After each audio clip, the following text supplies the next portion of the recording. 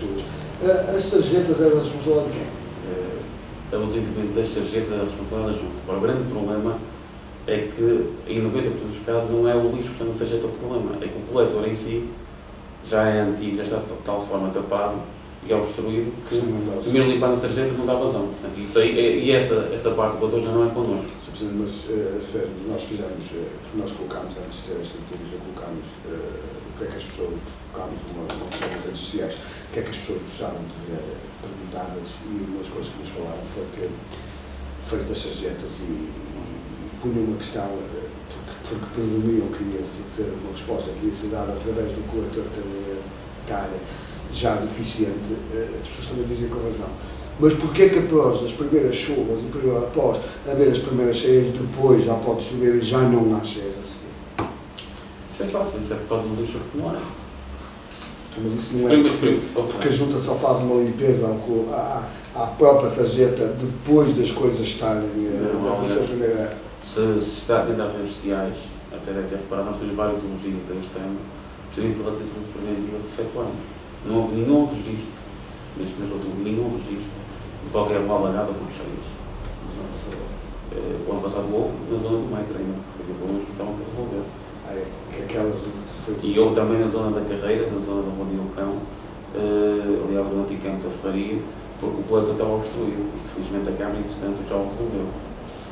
Mas deixa-me explicar, nós todos os anos em outubro colocamos uma equipa só para a limpeza das sarjetas. Mas repito, durante o ano nem sempre nas sarjetas é no coletor. Este ano colocamos, na outra semana colocamos uma segunda equipa de reforço e faz os 8 dias, quando se previa grandes chuva para terça e quarta, todas as nossas equipas, todas elas fizeram esse trabalho e também uma outra equipa que fez o trabalho de percorrer o percurso todo o leito de Rio Tinto para junto dos encontros dos tabuleiros das pontes e dos viadutos, tirar o lixo acumulado, estava obstruído e felizmente mesmo com a chuva que caiu, não houve qualquer problema. Ótimo, bom trabalho. Meus parabéns. Diga-me uma coisa, delinquência. Como é que estamos aqui em Rio Tinto quanto a delinquência? O que é que chama de delinquência? Delinquência se chama tudo aquilo que pode interagir negativamente com os munícipes. Estamos a falar do problema da droga, estamos a falar do problema dos roubos. Vais dividir, se me permitem, em duas áreas. Com certeza. Criminalidade.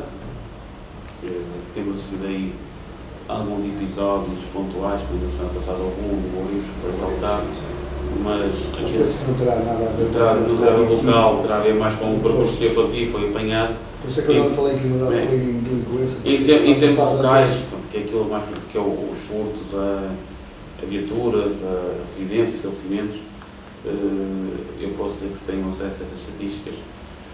Não tem aumentado, felizmente, e estão muito abaixo daquilo que é a média. Não tem aumentado, está a utilizar que tipo de os anos anteriores. Estamos a falar de anos anteriores, não tem aumentado, felizmente, para já. E está muito abaixo da média da área metropolitana de Porto. Está muito abaixo da média, mas obviamente o ideal era que fosse zero. Mas não. Depois, na delinquência, o que nós temos, se é que se chama de delinquência, são grupos jovens que se juntam, que são consumidores de drogas leves, algo mais xista, aquilo que nós falámos em como fumar uns charros, e que há sempre algumas queixas dos vizinhos, mas nada de relevante, mas nada que tenha para já relevante. São focos localizados? São localizados, são identificados, e felizmente parece-me que tem havido também cada vez mais uma cultura dos próprios jovens que o fazem, não se interferir com a comunidade local, e terem cuidado de não perturbar ninguém. Também não será inócuo dizer que isso está relacionado com um trabalho de prevenção no ano de 2008, quando fundamos em Rio um perigo para umas postas integradas, financiado pelo IDT, pela Geral de Previdência, que tem intervido quer nas escolas de prevenção, quer depois na reinserção de alguns utentes que já foram consumidores de drogas pesadas e que estão todos em fase de tratamento, ou só não estão aqueles que efetivamente o rejeitam e não querem. Porque todos os casos que nós temos de pessoas, inclusive sem abrigo, originárias de toxicodependência, neste momento só se mantém como sem abrigo aqueles que querem, porque já transferem uma alberta, transferem uma alternativa, e são aqueles que de facto, por livre, não têm vontade ou abandonam, é que estão em condições menos boas. Porque todos os outros tiveram essa oportunidade. Então podemos dizer que vivemos numa freguesia mais ou menos segura. Mas a escura não, há sempre alguma criminalidade, como é evidente, como disse, o objetivo é sair, acho que é muito difícil, mas de facto o PSP também tem feito um esforço nesse sentido e tem resultado. Sr. Presidente, pobreza. Se for uma pergunta, o que é pobreza hoje em dia? Estamos a falar de pobreza, os casos que nos aparecem aqui na Junta, porque eu sei que a Junta muitas vezes não tem nada a ver com isso e é uma das primeiras, exatamente, é uma das primeiras portas onde se debate na tentativa de uma solução. Portanto, vocês mais que ninguém muitas vezes sabem de situações de pobreza antes delas serem declaradas até como pobreza. Eu quando falo de pobreza falo daquelas pessoas que realmente precisam por exemplo, que vou lhe perguntar junto com a pobreza se há alguma associação de solidariedade social que colabora aqui em Rio Tinto e de que forma colabora, e se a Junta tem alguma parte ativa, se não tem uma parte ativa vamos chamar esse combate à pobreza. Já são muitas perguntas para responder numa só resposta. Estamos a falar de pobreza. Não, infelizmente nós temos cada vez mais pessoas que nos colocam problemas gravíssimos. Desemprego, de 2 membros de casal, de que não conseguem cumprir as prestações do crédito, dentro da casa, e com problemas do ar todo. Aqui, infelizmente, não temos nenhuma varinha de condão que possa resolvê-los. Temos também feedback, até por nossas reuniões permanentes e regulares da Comissão Social de Freguesia, em particular a rede social do local, e aquilo que temos tido, felizmente, é uma boa rede de respostas. Claro que não é solução, mas aquele auxílio pontual do apoio alimentar, de uma ajuda económica de emergência, isso tem surgido. Só que são situações, por motivo, pontuais, que vão resolver naquele momento, e que depois não podem prolongar-se meses ad eterno. E aquilo que cada vez mais temos tido em termos de problemáticas são, de facto, as pessoas que não conseguem cumprir o crédito da habitação com a banca e depois têm que entregar o imóvel e que não têm para onde ir. Só para dar uma ideia do número, no final do primeiro semestre, em junho, antes do verão, na Câmara Municipal do Mar, que é quem compete a habitação social, haviam mais de 12 mil pedidos.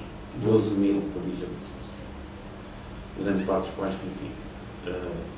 Temos consciência que também não é possível na Câmara dar satisfação de tudo isto.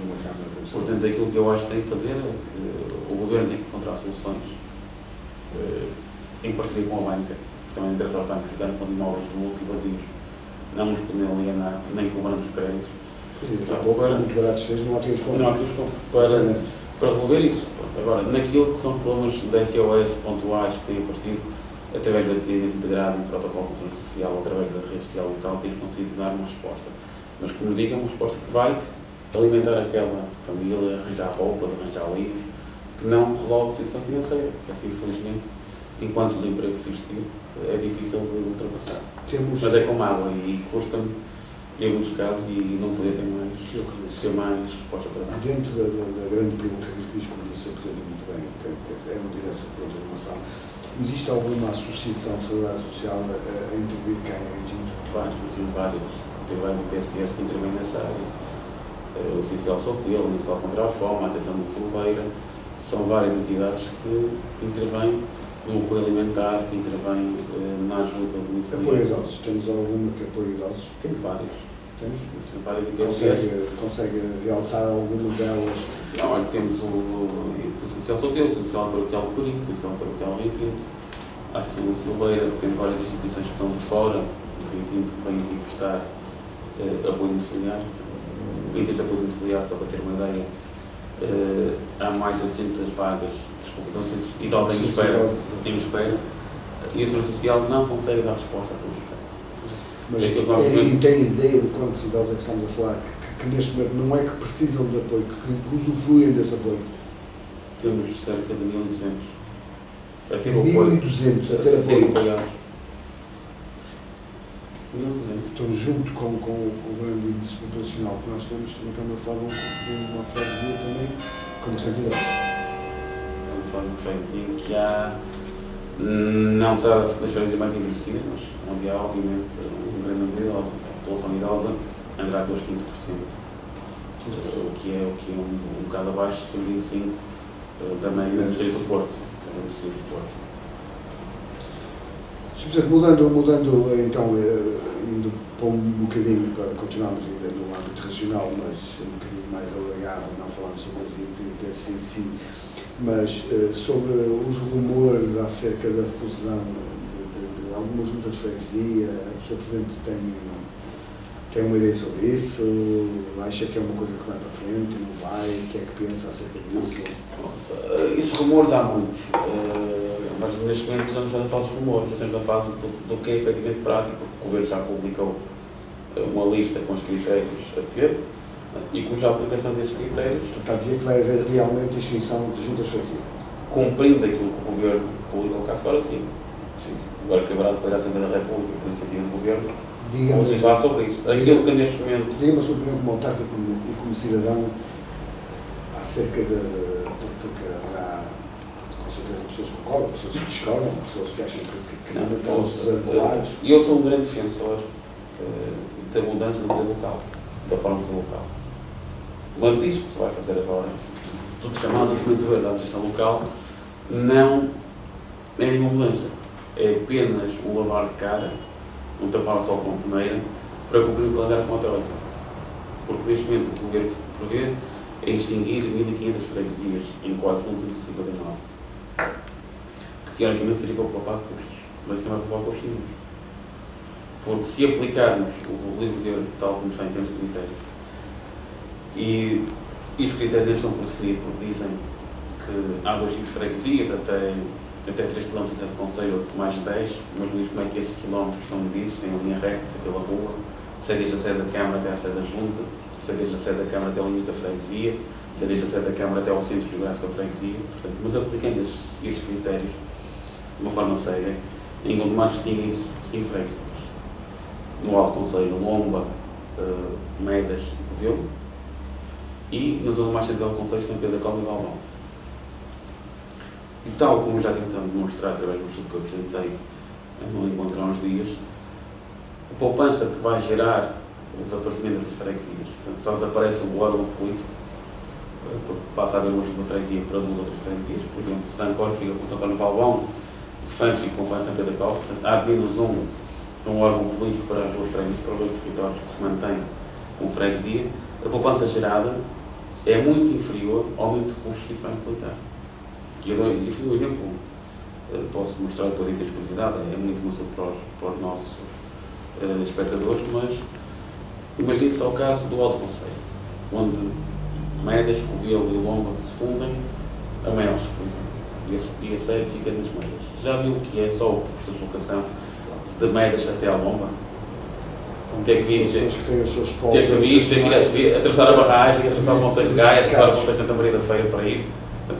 Aquilo que o Governo neste momento está a fazer é, à pressa, para cumprir o calendário com a troika, definir um conjunto de critérios de uma forma cega, ridícula, e que não diz sequer que reforço de competências é que vai ter. Porque nós, de uma forma local, reforçamos as competências da Junta. Ou seja, voltando um quarto hora atrás da nossa conversa, aquilo que a Junta devia poder fazer, aquilo para que serve.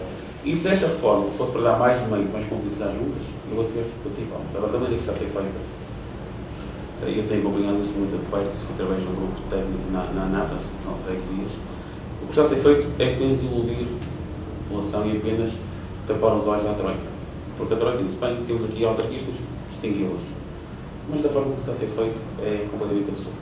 Corrija-me se estiver enganado, se sei, ainda para mais, dentro dessas 4.259 freguesias, parece que vocês, em termos, vocês juntas, em termos de orçamento geral, vocês representam um peso 0,3%.